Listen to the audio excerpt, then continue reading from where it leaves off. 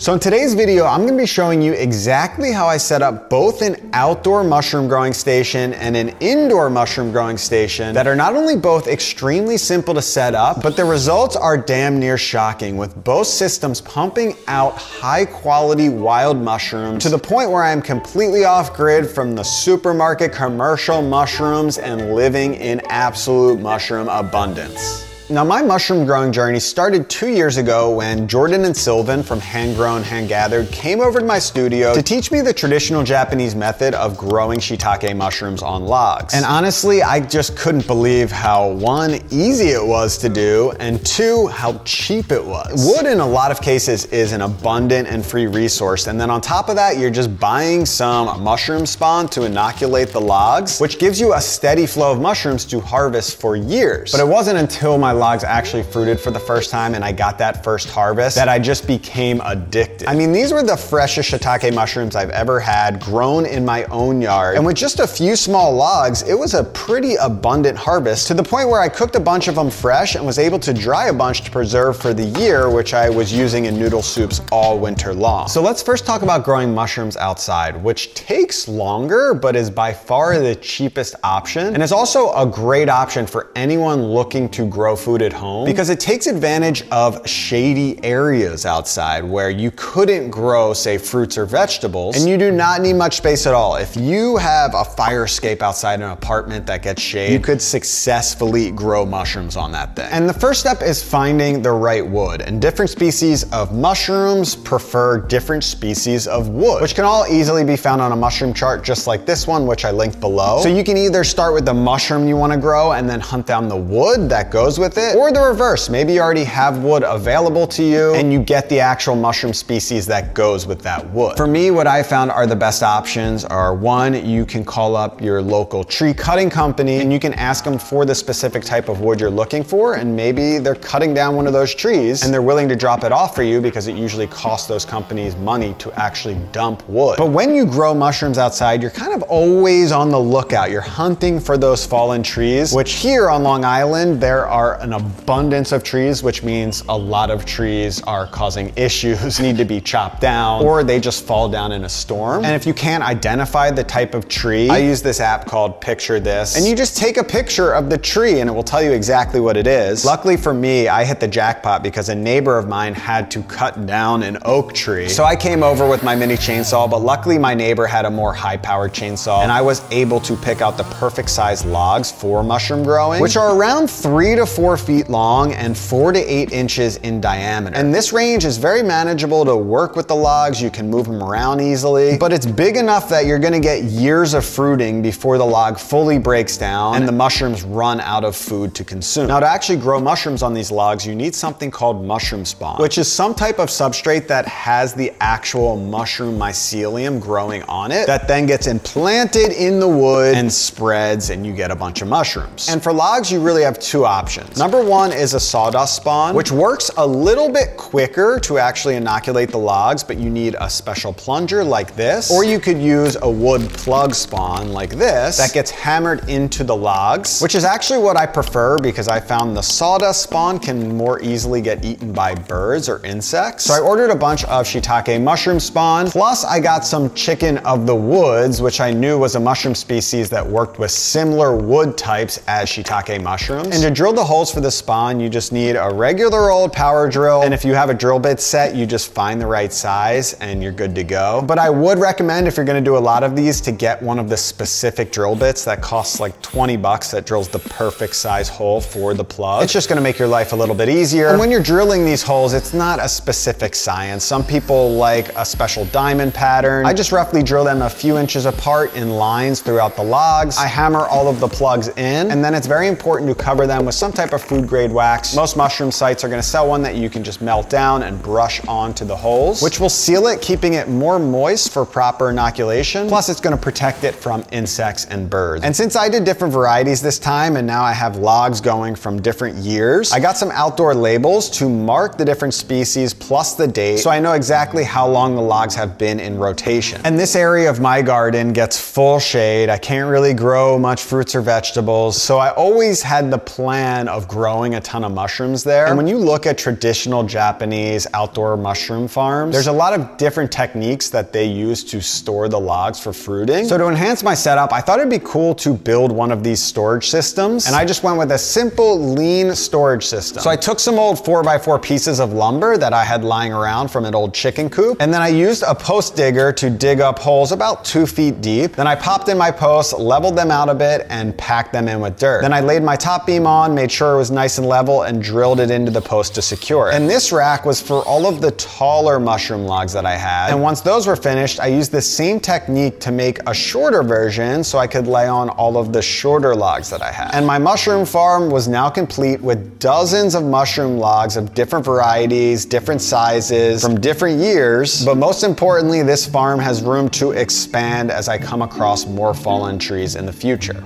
So growing my own mushrooms at home is all about self-sufficiency and self-reliance, which is the same goal of today's sponsor, Anker Solix. This right here is the Anker Solix F3800 Plus home power station, which is a complete game changer. Now, I've had beastly loud and intimidating gas-powered generators in the past, which is exactly why I love this Anker Solix so much. What looks like a nice little package packs a punch with a massive 6,000 watt output, with both 120 volt and 240 volt outlets, which means it can power all house appliances from small fans to large refrigerators. But what I'm using this power station for is a backup generator to power my entire house. We're coming into hurricane season, which means big storms and very likely power outages with all these trees here on Long Island. So if the power goes out, I switch all the power to this Anker Solix and boom, it keeps my entire operation running, which means all my grow stations so nothing dies, all my batteries, even high-powered appliances like my stove works. But most importantly, I have multiple fridges and freezers that are packed with food that I've worked hard to store for the entire winter. And it's super simple to hook up additional batteries for more storage. Plus, you can easily hook up solar panels if you want to start generating some of your own energy. And going forward, I plan to keep expanding out my system for more self-sufficiency. So if you're interested in the Anker Solix, just check out the link in my bio for more information. Now, it's important to note that every environment is not going to be ideal for growing mushrooms outside. If you live somewhere where it's warm year-round, not great for growing mushrooms unless you hunt down a specific species that prefers warm weather. And of course, mushrooms love and require a lot of moisture. So if you live in a dry climate, like my brother lives in Colorado, not ideal for growing mushrooms. Most mushroom species prefer that temperate environment where you have multiple seasons. They're going to be dry at times, they're going to be wet at times, and they'll go through those warm and cold cycles. Even in places where it snows a ton, it's just gonna cover and insulate the logs and they'll be fine. And it's pretty standard to take around 8 months to a year for that first mushroom harvest. It actually took my logs an entire year and a half from when I first made them. You kind of just forget about them and then one day it's like, holy shit, an abundance of mushrooms. But of course, since mushrooms are seasonal and they're not fruiting right now, I thought it'd be a really cool opportunity to show you a special fruiting technique called force fruiting. This is where you can take a log that's already fruited in the past, you submerge it in cold water. This could be outside. I just used a bathtub, and you let it sit overnight, which tricks the logs into thinking it's cooler weather and it's wet weather. And after just a few days, boom, you'll start to see those mushrooms start to emerge out of the wood. And a few days later, I had beautiful shiitake mushrooms ready to harvest. Check this out. That is unbelievable. This is the first time I've ever force fruited the shiitake mushrooms, and I can't believe how well that technique works. Smells like the earth. Perfect shiitake mushrooms. Impossible to get this quality of mushroom in the store. I've never seen anything like that. Gotta go to Japan or something.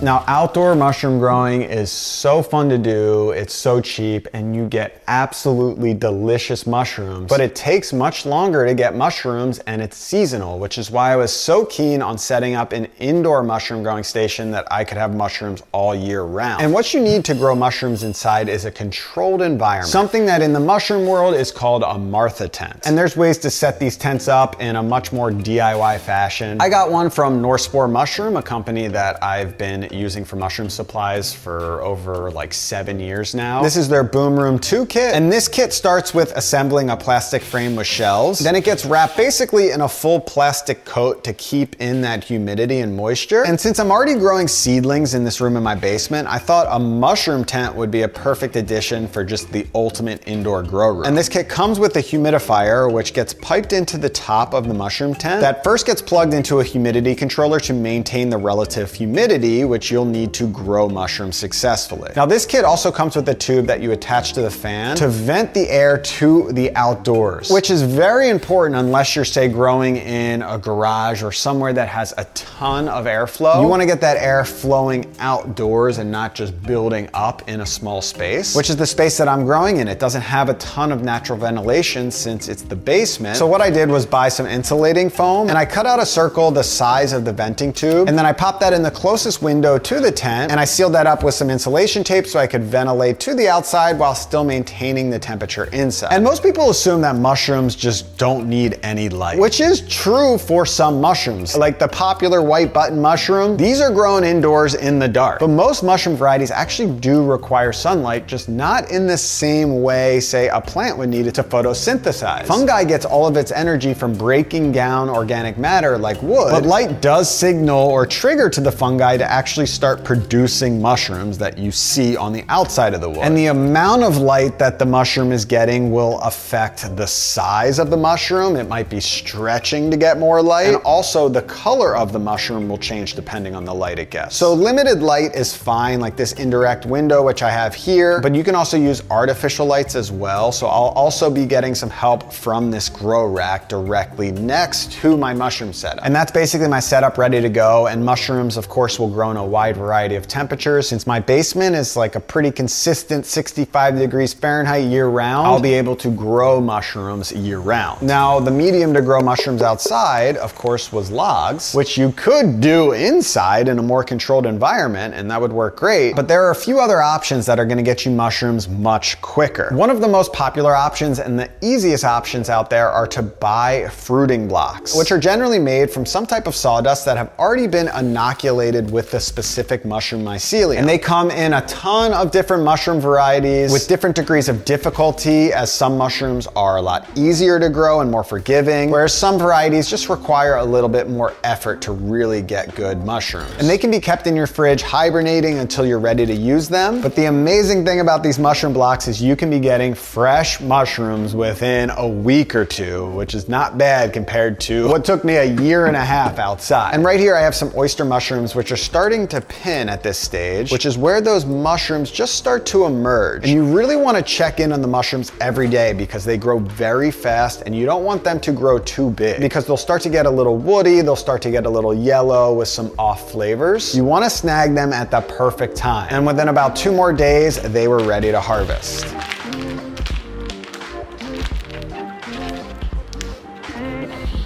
I also grew some lion's mane mushrooms, which were absolutely delicious. I cooked about half of them in this dry aged steak fat, which paired really nicely with the steak plus some chimichurri. And then the other half I dehydrated and turned into a powder, which I've been adding to things like these gummies for increased brain and immune health. And check out these incredibly stunning chestnut mushrooms, which made a great addition to a few stir fries and soups over the last few weeks. Now, usually that first harvest is the best, but depending on the variety, you will get multiple harvests after that first one. You can also go hands off and just plant them in your garden after that, and they'll continue to fruit over time. And then of course just break down into beautiful soil, or you can just throw them into the compost to enhance your soil as well. Now these fruiting blocks are the most plug and play option. It's super simple, but because a lot of the work is done for you, they're gonna be slightly more costly. Another cheaper option, which will give you an abundance of mushrooms, is growing them in buckets. In this case, I'm using hay, which I dumped into a burlap sack, and I'll let that sack soak in water and let it sit overnight to fully absorb. And then the soaked hay gets drained for a few hours so it's moist but not completely drenched, making it the perfect environment for that mycelium to grow and spread. And there's different ways to actually inoculate these buckets. I'm using something called grain spawn, which is just grains inoculated with the mycelium, which I'll just mix up evenly in that soaked hay, and everything gets packed into the buckets. And then you can drill some small holes in the side of the buckets for the mushrooms to emerge, but these buckets already had pre-drilled holes. And then the buckets go in my grow tent to inoculate under humid conditions, but this could be done outside as well in the right conditions. And after about 2 weeks, that fungi had completely spread through the entire bucket. And you could start to see some tiny little pinning emerging from those holes on the side of the bucket. And then just a few days later, those mushrooms got big and then bigger. And a few days after that, I had an explosion of oyster mushrooms ready to harvest.